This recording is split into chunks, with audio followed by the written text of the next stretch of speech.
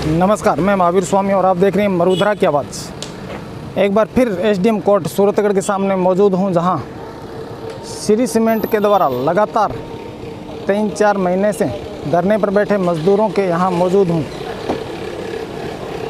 निकम्मे प्रशासन और श्री सीमेंट के बेशरम और नकारा प्रशासन के खिलाफ लगातार ये मजदूर अपनी आवाज़ को बुलंद किए हुए हैं। लगातार श्री सीमेंट फैक्ट्री के सामने धरना चलता रहा। उसके बाद श्री सीमेंट की गुंडागर्दी से इनको उठाया गया। उसके बाद इनके 30-32 साथियों को गिरफ्तार किया गया और थाने ले जाया गया। फिर इनके दबाव के कारण प्रशासन ने उनके साथियों को छोड़ा, लेकिन ये एसडीएम कोर्ट के सामने लगातार बैठे हुए हैं। आमरण अनशन पर भी 3 साथी बताए जा रहे हैं। हम बात करेंगे। कॉमरेड शकी मोहम्मद हमारे साथ मौजूद हैं। कॉमरेड साहब, सबसे पहले हमारे चैनल में आपका स्वागत है। धन्यवाद जी। आप मज़दूरों के बीच बैठे हैं, लंबे समय से लड़ाई लड़ रहे हैं, कहाँ दिक्कत आ रही? देखो साहब, श्री सीमेंट फैक्ट्री सूरतगढ़ का जो मजदूर है, पिछले 25 मार्च से अपने वेतन भत्तों की विसंगतियों के को लेकर 15 सूत्री मांग पत्र को लेकर बराबर संघर्ष कर रहा है, आंदोलन पे है। और इसी क्रम के अंदर यहाँ का जो फैक्ट्री मैनेजमेंट और यहाँ का स्थानीय प्रशासन इसकी मिली भगत से मजदूरों की जो वाजिब मांगे हैं उनको अनदेखा किया जा रहा है।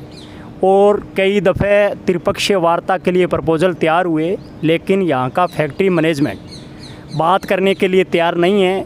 ये बड़े औद्योगिक घराने हैं, इनका ऊपर तक सत्ता के लोगों के साथ साठगांठ है और यहाँ का स्थानीय प्रशासन जो है निश्चित तौर पे वो इनके साथ मिला हुआ है। और इसी के तहत आज मजदूर की ये पोजीशन है कि यहाँ का मजदूर पहले श्री सीमेंट फैक्ट्री के सामने वहाँ धरना प्रदर्शन कर रहा था, तो यहाँ के स्थानीय प्रशासन और पुलिस प्रशासन के साथ मैनेजमेंट ने मिलके झूठे 107-51 के मुकदमों के अंदर 32 लोगों की गिरफ्तारी की, सिर्फ आंदोलन को कुचलने के आशय और उद्देश्य से।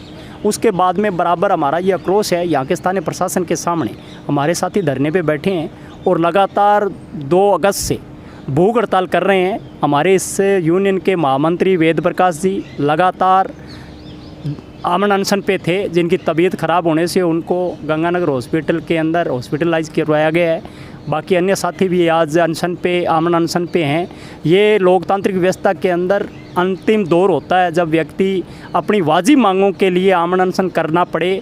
और श्रम विभाग के जॉइंट सेक्रेटरी जयपुर ने एक कड़ा पत्र इनको लिखा है और जिसके अंदर ये लिखा गया है कि निश्चित तौर पे मजदूरों की जो मांग है उस पे फैक्ट्री मैनेजमेंट को गंभीर होना चाहिए और फैक्ट्री मैनेजमेंट हठधर्मिता इसके अंदर अपना रहा है। और आने वाले समय के अंदर अभी ये जो 8 अगस्त है, ये इस पे तारीख तय है त्रिपक्षीय वार्ता की कि इस वार्ता करके इसको श्रम विभाग के नियम कानून कायदों के हिसाब से आंदोलन को निपटाया जाए।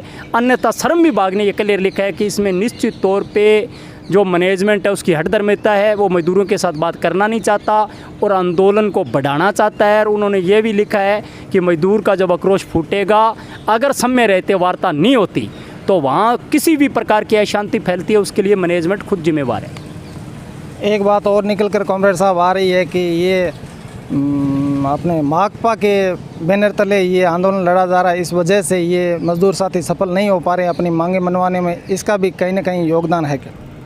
देखो जी, हमारी जो यूनियन है CI2 यूनियन, ये वामपंथी संगठन से बिलोंग करती है निश्चित तौर पे। और हमारी संगठन जो यूनियन है ये राजस्थान की सबसे बड़ी मजदूर यूनियन है।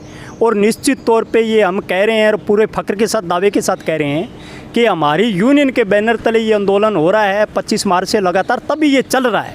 और उनका निश्चित तौर पे इस बात के लिए जो वो कह रहे हैं कि ये झंडे के नीचे क्यों है, ये उनकी सबसे बड़ी वजह है कि पिछले 13-14 वर्ष से जब से ये फैक्ट्री लगी है, इन्होंने श्रम विभाग के नियम कानून कायदों की धज्जियां उड़ा के अनदेखी करके मन मर्जी से मजदूरों का शोषण किया है। और जब इनको ये लग रहा है कि ये यूनियन के साथ समझौता होगा तो आने वाले समय के अंदर यहाँ यूनियन बन जाएगी और हम हमारी मनमानी नहीं कर पाएंगे, हम इनका शोषण नहीं कर पाएंगे। इसी उद्देश्य को ध्यान में रखते हुए वो बार बार ये कह रहे हैं। और हम ये कहना चाहते हैं कि हम जो यूनियन इसके साथ इसीलिए खड़ी है कि हम लाल झंडे के लोग हैं, हम कार्ल मार्क्स को मानने वाले लोग हैं, हम सर्वहारा वर्ग की बात करते हैं। हमारी यूनियन तन मन और धन से मजदूर के साथ आज भी खड़ी है, कल भी रहेगी और आने वाले टाइम में भी रहेगी। और उस टाइम तक लड़ेंगे जब तक इनको न्याय नहीं मिल जाता। आपने बताया लास्ट स्टेज रहती है आंदोलन की, अभी आमरण अनशन कर रहे हैं कुछ साथी, आगे का क्या कदम रहेगा अगर प्रशासन नहीं मानता? आगे का कदम स्पष्ट शब्दों में हम ये कह देना चाहते हैं, हमारा ये तय है कि अगर समय रहते वार्ता नहीं करते तो निश्चित तौर पे अगला जो हमारा कदम होगा वो हमारा कड़ा कदम होगा, कठोर कदम होगा। और कठोर कदम में हम ये कहना चाहते हैं कि हम लोकतांत्रिक व्यवस्था में भरोसा करते हैं, हमने शांति व्यवस्था बनाए रखी है, और अगर इस बात को ये गंभीरता से नहीं लेंगे तो हम निश्चित तौर पर, अगर ये टकराने की परिभाषा को समझते हैं, टकराव की परिभाषा को, तो हम बड़े से बड़ा कदम उठाएंगे। टकराव की अगर नौबत आएगी तो हम पीछे नहीं हटेंगे और मजदूरों को श्रम विभाग के नियम कानून कायदों के तहत जो इनका बनता है वो दिलवा के रहेंगे। धन्यवाद। ये थे कॉमरेड सकी मोहम्मद जो श्री सीमेंट का जो लगातार आंदोलन चल रहा है उसमें बैठे हुए थे। इन्होंने बताया कि इनका अगला कदम प्रशासन सोच भी नहीं सकता, इस तरह का कदम ये उठाने के बारे में सोच रहे हैं। लगातार ये आंदोलन चल रहा है और श्री सीमेंट की हट धर्मिता से लगातार ये लोग बैठने पे मजबूर है और कुछ साथियों के रोजी रोटी का भी संकट पैदा हो गया है। कैमरामैन मनोज के साथ महावीर स्वामी, मरुद्रा की आवाज़, STM कोर्ट, सूरतगढ़।